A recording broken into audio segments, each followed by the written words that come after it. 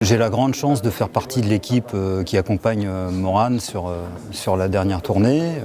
Elle a enregistré un album avec des musiciens américains et elle a demandé à Louis Winsberg, guitariste émérite très talentueux, d'être le directeur musical de la tournée. Et Louis m'a proposé de tenir la batterie et un petit peu les percussions aussi d'ailleurs sur cette tournée.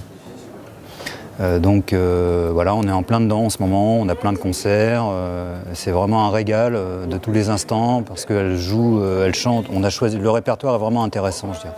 Il y a plein de morceaux, des vieux morceaux qu'elle ressort, qu'on a réarrangés, etc. etc.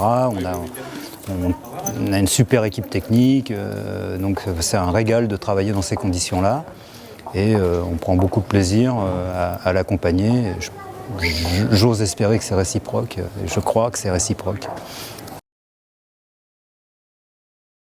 Il y a plein de palettes différentes, ça flirte avec le flamenco, avec le jazz, avec évidemment le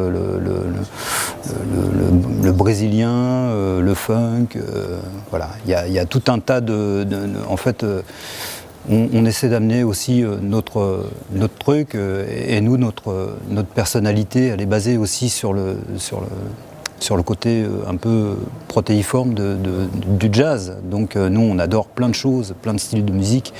Et je crois que Louis a fait en sorte que ce répertoire soit extrêmement diversifié. Voilà, qu'on puisse mettre en valeur les chansons, mais sur des thématiques différentes à chaque fois. J'ai un kit un peu hybride, donc j'ai évidemment la batterie lambda, hein, superbe Yamaha. Voilà, modèle Steve Gadd, pour ne pas le citer. Et puis sur le côté, j'ai un set avec un Cajon qui me sert de grosse caisse, un Wave Drum qui me sert de plus ou moins de synthé percu, j'ai une autre Kessler, voilà. Et donc je passe d'un set à l'autre en fonction des morceaux et des ambiances. Voilà, je trouve ça assez intéressant parce que ça fait vraiment... Ça me met dans un mood très très différent en fait. La dynamique n'est pas du tout la même avec le Caron en grosse caisse par exemple.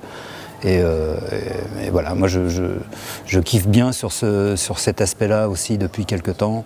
J'utilise ce set aussi avec d'autres formations et ça marche plutôt bien.